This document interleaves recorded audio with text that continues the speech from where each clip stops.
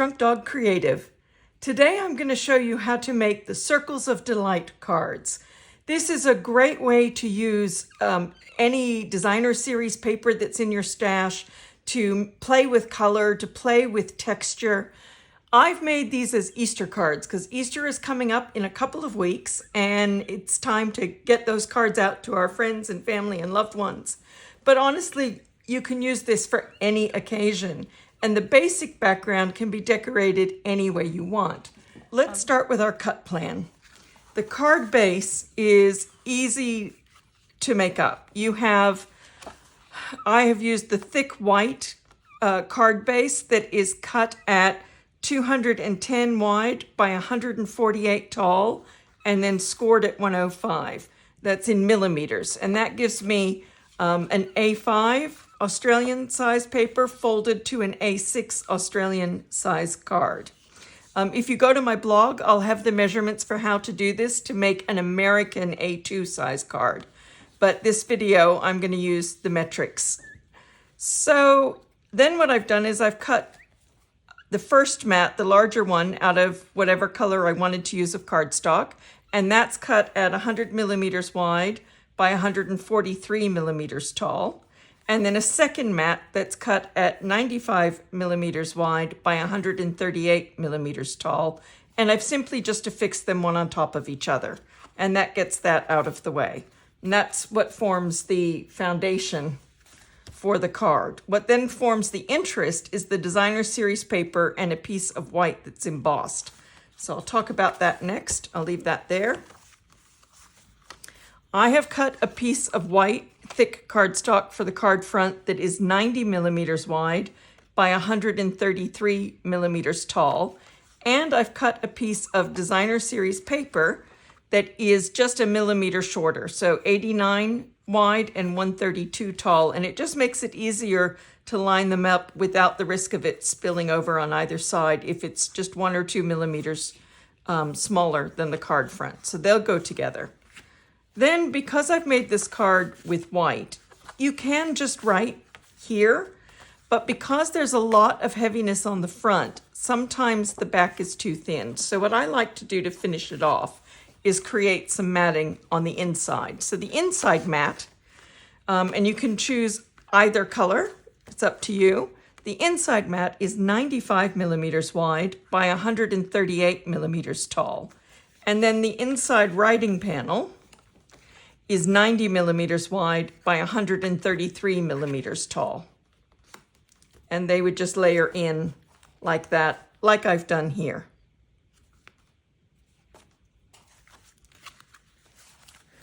So now that you have the cut file, and you can go to the blog to get those measurements again and to get the US conversion. And I should say something, I have a US accent, but I've lived in Australia most of my life. So when I design these cards, I do design them for the Australian standard, but then I convert it to the American on the blog. And it's not just a question of converting the millimeters to inches, because our standard card size is an A6, which is 148 tall by 105 wide. Whereas the standard American card size is an A2, which is completely different dimensions. So I can't just convert the metrics. I have to actually give you different directions. But the assembly and how to do it is all the same. So you can go to the blog at drunkdogcreative.com to find that out. All right, let's talk about how to actually make this. So I've got a stamp set called Heartfelt Hellos, which has Thinking of You This Easter. This is from Stampin' Up! Right now. It's 2024. I have the Stylish Shapes die set that I'm going to use the circles from. And I've got a current embossing powder, which is the quarter foil embossing powder. For these cards, I used some embossing folders that may not be available still. But the idea is you can use any embossing folder you have to make the front design. And you can use any kind of shape dies you have to cut the circles or even squares if you want, to reveal the DSP underneath. But this is my go-to set for almost everything. It's the Stylish Shapes by Stampin' Up. I use it so often, it's ridiculous. I don't even put it away. I just leave it on my desk because I use it so often. So just put that back in its folder, and let's talk about how to do this.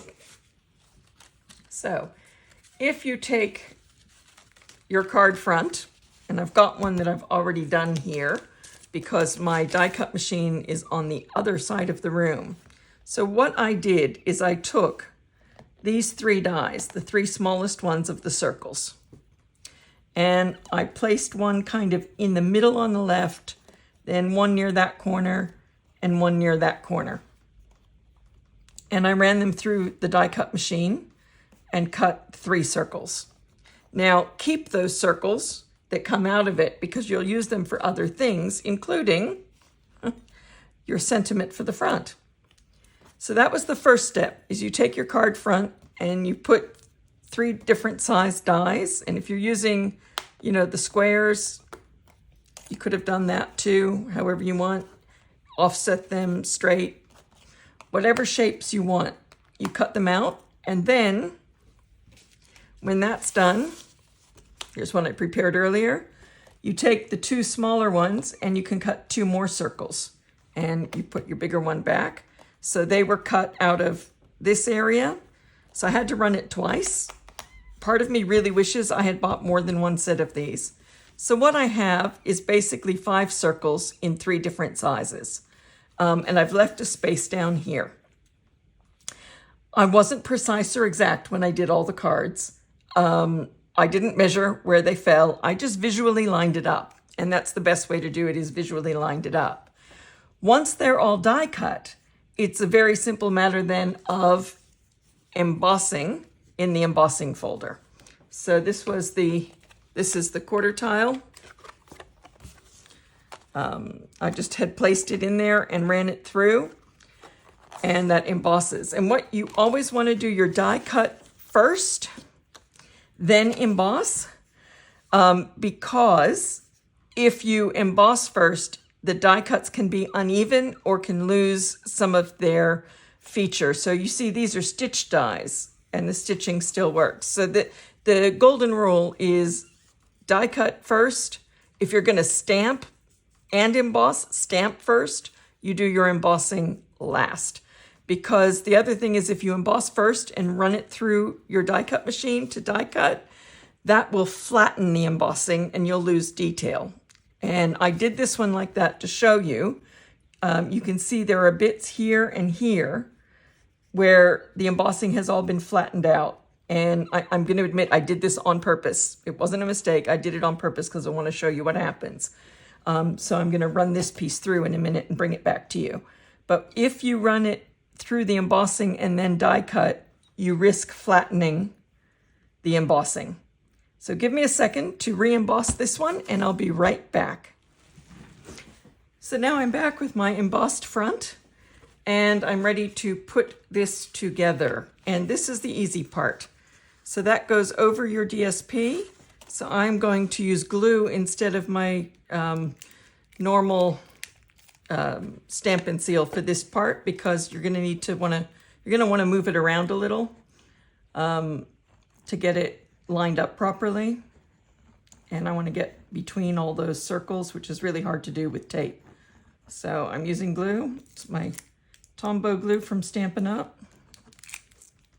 I'm using the thin side. The easiest way to do this is to keep that face down and put your DSP, whichever side you're going to use, down on top with the side you want to show facing down. I did make that mistake and faced it the wrong way. That was fun. Sometimes my actions get ahead of my brain. So I've just smoothed that down. You can wipe away or use a glue eraser when it dries to get rid of the glue. But now you have the DSP showing through, and it coordinates with the cardstock that you've used as your mats. And the reason it does that is because in the Stampin' Up! Universe, all the colors coordinate. The paper, the designer series paper, the ribbons, the embellishments, the inks, the markers, everything kind of coordinates. So I'm just going to want to now attach that to the front, and I am going to use my Stamp and Seal for that. So whatever, adhesive you prefer, glue, tape, whatever you want. And I probably always overdo it. So I'm just going to center that. You can kind of do this however you want. I usually just eyeball it, but you can use guides or line it up on the grid paper. So those are my dies that I've used for this. This is now the basic front, which you can now decorate with anything. You can put anything here. You can put any sign on it. You can put any embellishments on it. You can make this into whatever you want. And as I said, I've done a few different things where I've used some little wooden bees that I had, some embellishments. I did the bunny by stamping with Black Tuxedo Memento and then coloring it in with the Stampin' Blends to give it that sort of gradiated blended color. And I cut little tags using some of our punches. So that was, one way of decorating. Don't be afraid to cover some of the circles with things because it adds to the interest and builds up the layers. For these sentiments, I used dimensionals to raise it up above the card, and the same with the bunny. For these cards, I used some little metallic bees that I had left over that I bought out of the last catalog. I used some adhesive sequins or adhesive dots, but this is how I made this bit. So remember all these circles that you've punched out of the white. Well, take the large one, and I've stamped it with the stamp from this set, the Heartfelt Hellos, using one of our stamp blocks. Put that back in its place. Haven't used the rest of this set yet. And then I took the next big one. So we've used the smallest three. Well, this is the fourth one of the set.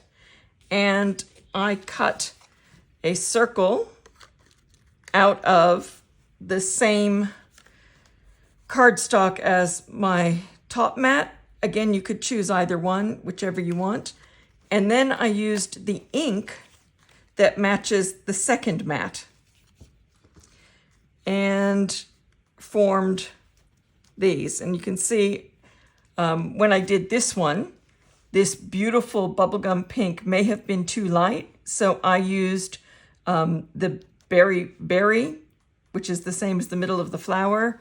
With this one, I used the leaf color, which is Pretty Peacock, and the poppy from this, the red poppy color. So all I did for this was a little bit of glue tape or glue, whichever you prefer.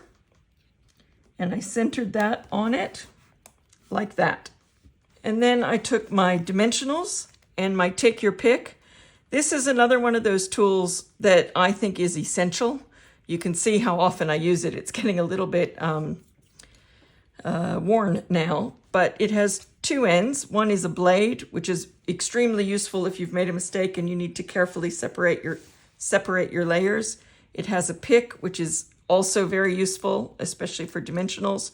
It has a putty end for when you're working with embellishments that you need to pick up and put on.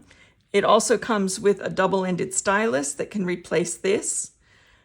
So I find this an incredibly useful tool. And these are the dimensionals. If you've watched my videos, you know how much I love these. They come in the normal size, a mini size, and in black. So I'm simply going to turn that over, and I'm going to put 3 of them on here, like in a little triangle. Peel those off. They come off easily, which is good. And I'm just going to decide where to position this. And I'm sort of doing it so it's in the corner and slightly overlaps. But again, wherever is fine. And you can just leave it at that. Or you can put any sentiment you want in any shape you want. Leave it at that. Or you could decide to add further embellishments like I did on these two. So this is my embellishment file. It's a Okay, this is a binder I bought at Temu, and no, I don't get compensated for this. I'm just sharing what I do. It's a binder at Temu with all different size pockets. So there's some small pockets. There's ones that are all four are small. There are some with, really large, 2 large pockets, or even an entire pocket. And I've just punched out some tabs and glued them on to sort of give me some idea of what's where. So seasonal things, metallics, neutrals, the in color. So these are the current in color colors. And then the rest are arranged vaguely in rainbow order. And I do tend to label them or I forget where they came from. Anyways, let's find some embellishments that go with the colors here and see what we've got in our stash. So the Berry Burst sequence could work. The Fresh Freesia tinsel gems, they would work quite well. So let's pull those out for a minute. Let's see what we have that goes with the blue. Here we go, Misty Moonlight, which is the blue I used for this. There's some Misty Moonlight. I've got some of the in color dots, which have a yellow that could go with that. But I think it's a little strong for Easter, so I'm gonna stick that away. I've got some retired ones here that are all good, but I think we can go with either the pink or the blue, depending on who we're sending it to. You can see with this one, with the bunny, I went with the pink because I'm actually sending it to a little girl. If this one's for an adult and maybe it's for a guy, let's try the blue. And I just moved that one by accident. All right, put that one back. So this is where you can use your take my pick, and you see there's 2 different sizes. So I do tend to think it's good to vary the sizes. So I can just pick that up and I can just put it down and it's done. And don't overthink where you're putting them. You just want a smattering, less is more.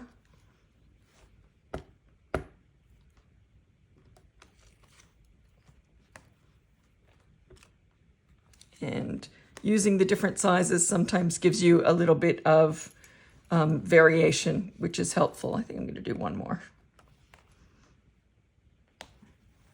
There, there's just a few around.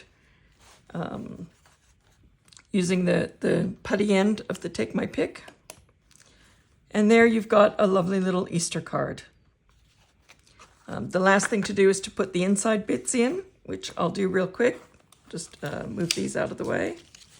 I'll put them back in their spot later. Something I usually never do. I always put everything back where it goes right away. Otherwise I end up losing it. So for the inside, I'm gonna take the Misty Moonlight. And I usually just X the inside ones instead of all the way around the outside edge. And I'm gonna roughly center that on that side. And then I'm gonna do the same to the white.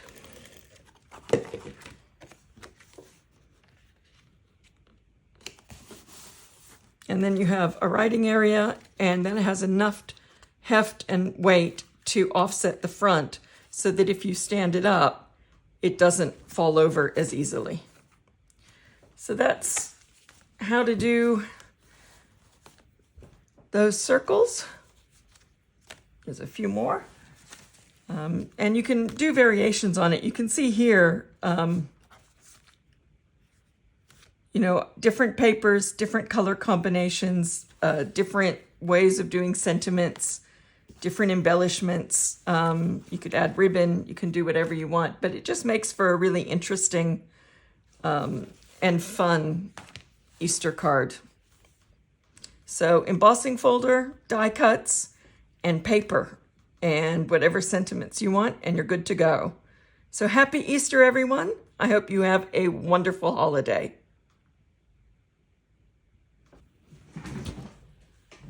Okay, I had to pop back in because I'm really excited, and I'm glad I checked.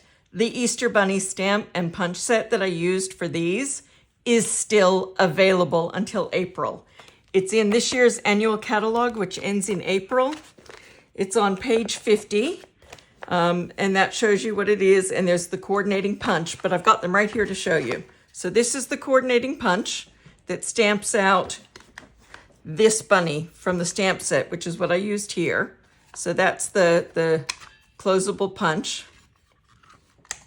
And then this is the stamp set that has several different stamps, including the Happy Easter that I used here, and this bunny that I used here, and the eggs and the butterfly. So this is the set I used.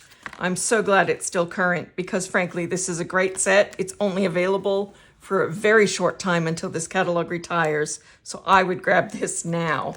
How I did this, I used Memento in Tuxedo Black to stamp the bunny on a piece of paper. And then as you know from my other demos, you put it in with not this way, but this way, so you can line it up exact and punch it out.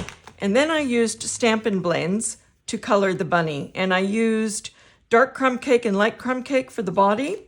And I just did a little bit of dark along the lines and then went over half of it with the light.